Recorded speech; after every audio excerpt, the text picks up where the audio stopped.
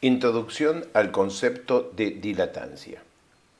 Empecemos recordando el ensayo de corte directo. Se pone una muestra de suelo en un aparato que la va a someter a una fuerza de corte.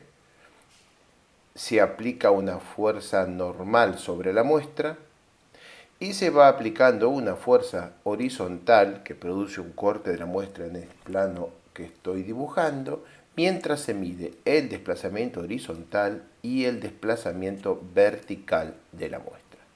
Con esto, una vez que alcanza la falla, se calcula el ángulo de fricción interna como tangente de phi es el cociente entre la fuerza tensión de corte que produce la falla y la tensión normal en el momento de la falla.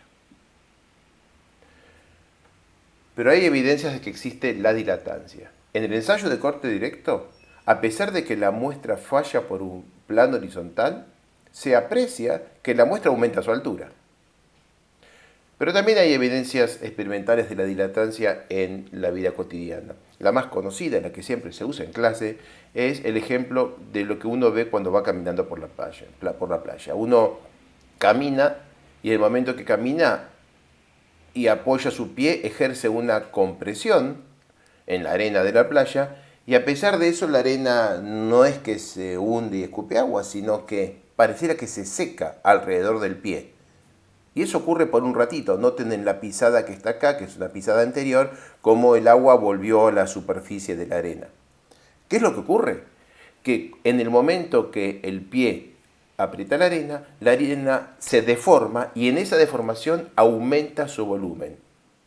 Aumenta la compresión y aumenta el volumen.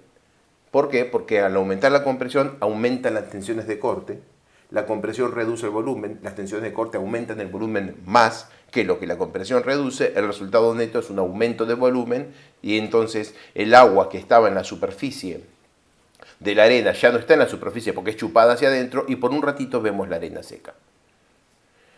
Para comprender la implicancia del concepto de dilatancia en la resistencia de los suelos tenemos el modelo del bloque aserrado, que acá está dibujado. La mitad de arriba es lo que se ve a simple vista, que es un ensayo de corte directo en el que la parte de arriba de la muestra falla respecto de la parte de abajo.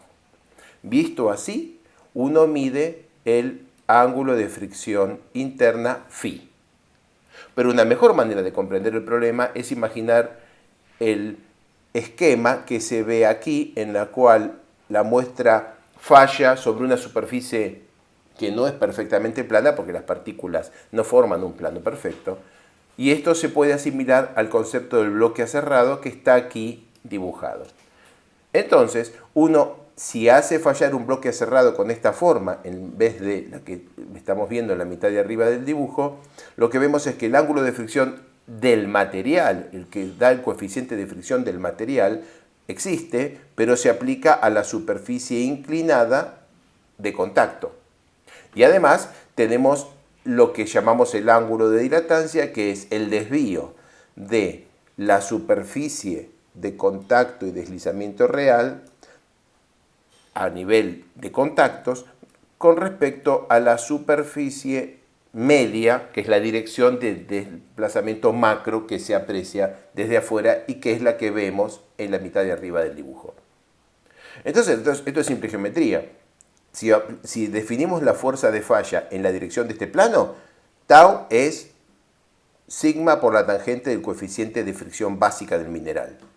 Pero como estamos definiendo tau en la dirección horizontal y sigma en vertical, para este ejemplo, tau de falla es igual a la sigma n, que es resultado de la fuerza vertical, por la tangente de esta composición, dado que tenemos este desvío. Así que lo que estamos viendo aquí es que el efecto de la fricción del mineral y el efecto del desvío se suman.